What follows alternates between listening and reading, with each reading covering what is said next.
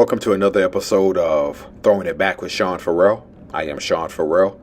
God is the greatest all the time. All the time, God is great. Jesus Christ is Lord. This is the day that the Lord has made. Let us rejoice and be glad in it. Amen and amen. So, I know I just said, thank God, but, remember when I said the other day that the NBA today is some of the saddest on the face of this earth? Okay. Yeah. I think that was, and the NBA just keeps proving me he right. The NBA just keeps proving me he right. Okay. It's All-Star game format. What the hell is that? What the?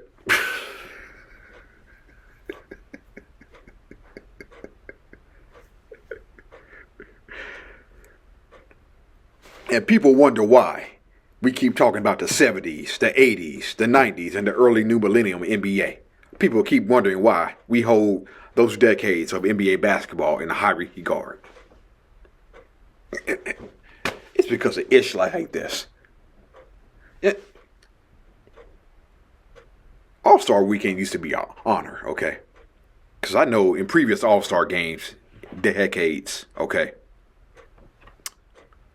players competed. They really competed. They really wanted to win, okay? Then, when David Stern came in, the players still wanted to compete and win. Then it's like, okay, we're going to showcase our players in better ways. You had the slam dunk contest. Then you had the three-point contest, okay? And it worked. It worked. You had players like Michael Jordan who got enormous TV exposure. Even more TV exposure. Guys like Dominique Wilkins got TV exposure. Other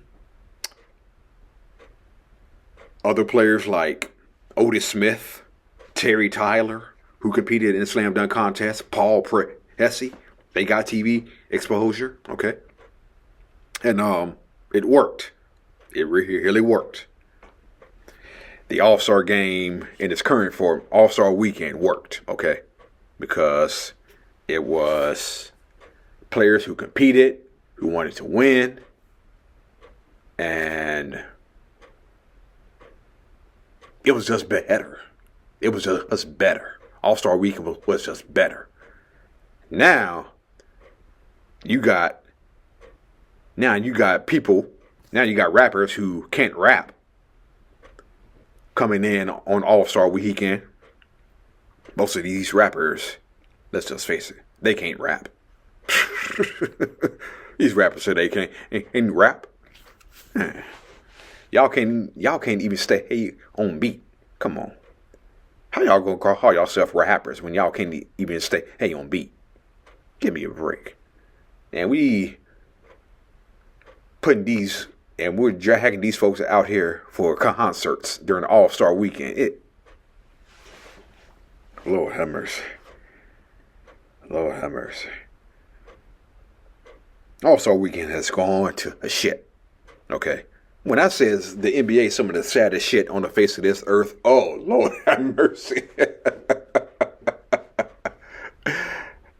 Oh, my goodness.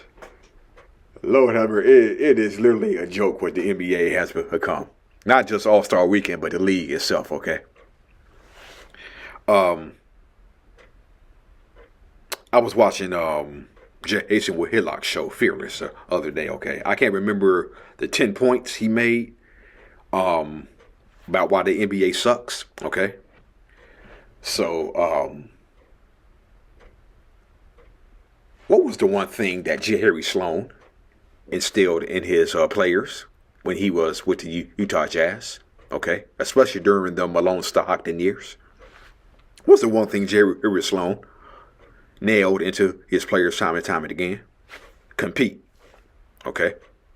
That was one thing Jerry Sloan told his players every day. You better compete. And if you didn't compete on the Utah Jazz, your ass was sitting on the bench. Your butt was sitting on the bench. Just ask Greg Ostertag. Just ask Greg Verholster. If you played for Jerry Sloan and you did not compete, you were on the bench. You were on the bench. Just ask guys like Chris Morris. Okay. I remember there was a story where Jerry Sloan had Chris Morris escorted off the bench by security guards because Jerry Sloan was that unhappy. Okay? That's how much Jerry Sloan nailed into his players. Compete. Okay? So, obviously you had Malone and Stockton, but you had Howard Isley, Brian Russell. You had Greg, Ostertag, and Foster, Isley, Big Dog, Antoine Carr. Okay? You had guys like that. And then you had other people like Adam Keefe too, Jeff Hornacek. Right? So, those Jazz teams were great because they competed.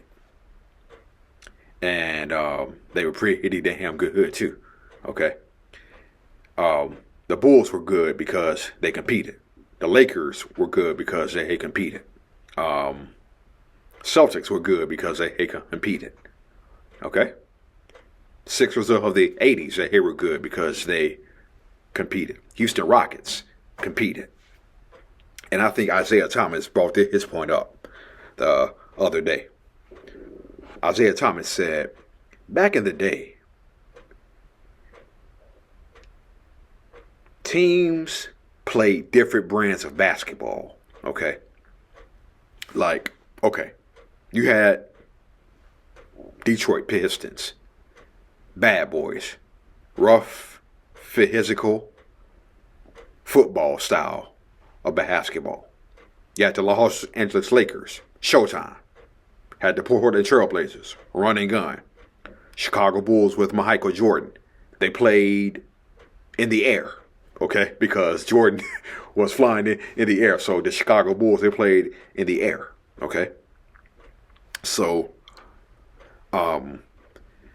different teams had different styles, okay? The Houston Rockets were more of a, when they had Moses Malone, they were more of a slow down team, okay? When Moses Malone would hit the Rockets, what they would do is they wouldn't run that often. They would just bring the ball up court slowly. Then they would throw it into Malone, and Moses Malone would do his work. So, the Celtics, they could be physical.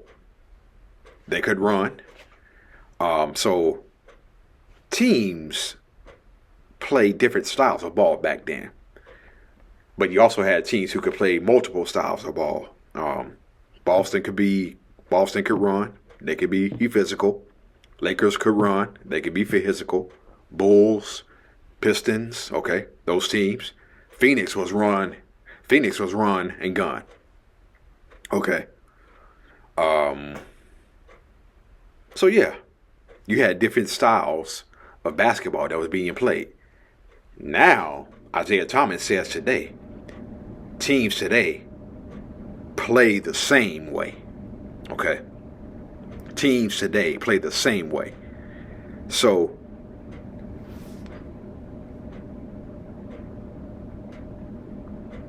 when you had Steph Curry shooting threes and knocking down all these threes, okay?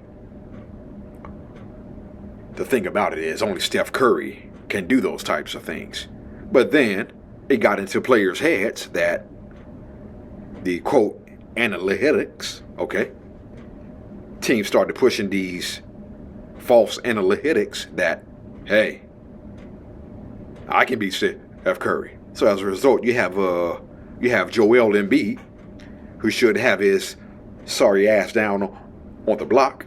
I said sorry ass. My bad, Joel. You have a player like Joel Embiid who should have his ass down on the block, pounding. Yet instead, he's standing right here shooting threes. You have Giannis who should have his butt down here on the block. Instead, he's shooting threes. Sometimes. Okay? And this is where Steve Smith, Miami Heat, Atlanta Hawks Steve Smith, This is where Steve Smith said he would eliminate his own defense. Steve Smith said, I despise his own defense. I think it's just taking so much away from him the game.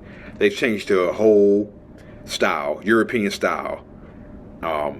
Steve Smith says he would take away his own defense. So,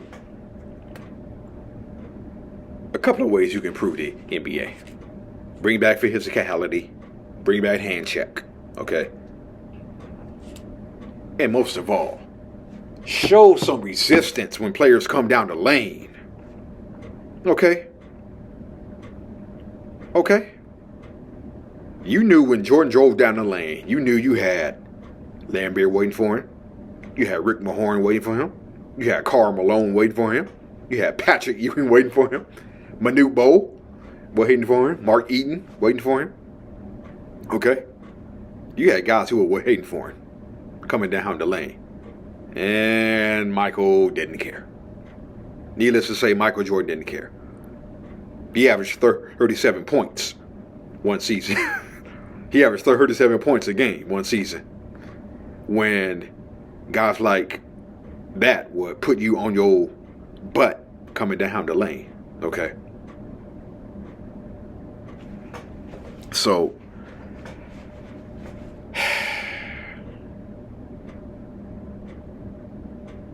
and you wonder why people like y'all who are watching this video, and people wonder why people like you all, people like me, keep talking about how better the NBA was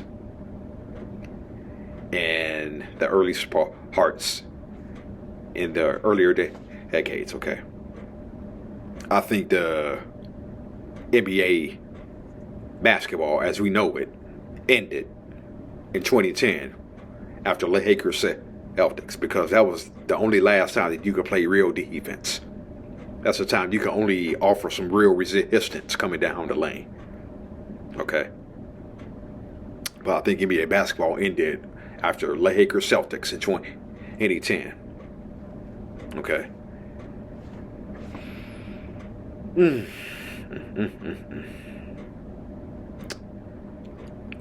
It's sad, man.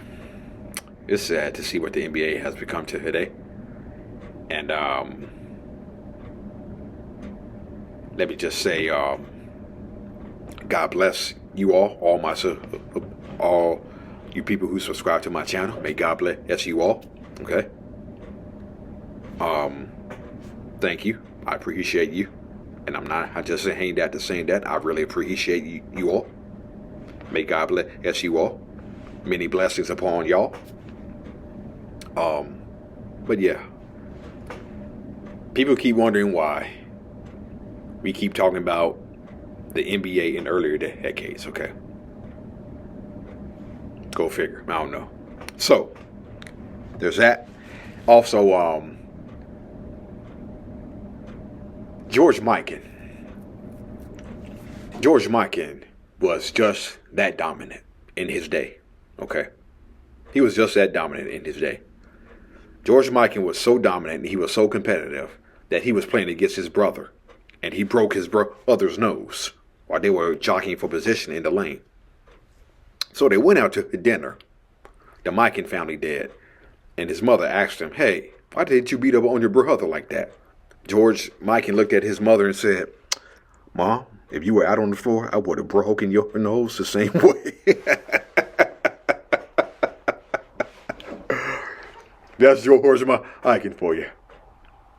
That competitive and that dominant, okay? As a matter of fact, George Mikan was so dominant that what teams began to do, okay? What teams began to do against George Mikan is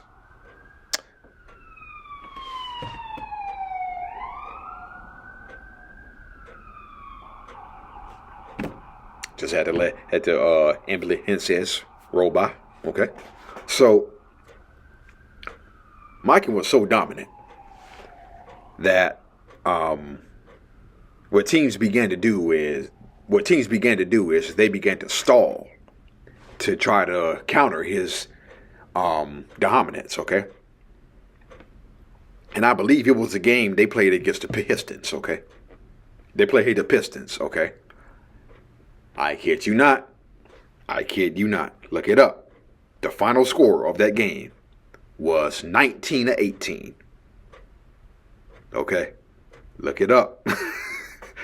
The final score of that game was Pistons 19, Lakers 18. That's how dominant George Mikan was in his day. So that led to two changes, okay? That led to the creation of the 24-second shot clock, okay? And when George Mikan played, the paint was only 6 feet. So George Mikan was so dominant that they had to double the width of the lane from 6 to 12 feet. Okay? So that led to some more cuts, picks, and team play. Okay? The Minneapolis Lakers were able to adjust. They were the dominant team of the 50s. Then Wilt Chamberlain came into the league. Okay? Then Chamberlain came in and he started dominating. Chamberlain was so dominant that they had to widen the paint again from 12 feet to 15 feet. Okay. Chamberlain was just that dominant. So, yeah, it was a big man's league back then. Yeah. Big man dunked on your head, broke your nose, broke your hand, and did not care. And did not care about it. Okay. So, yeah. George Mikan led to some innovative changes in NBA basketball.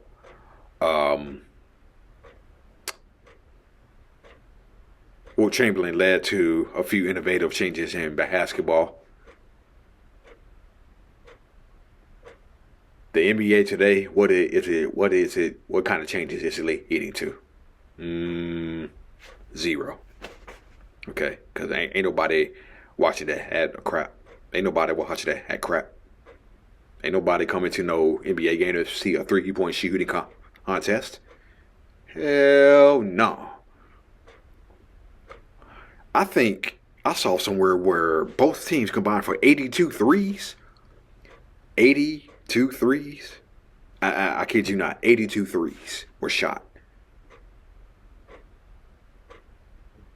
And you wonder why B.J. Armstrong says the players have turned into robots. Yeah. All right. That's it. That's all for Throwing It Back with Sean Farrell.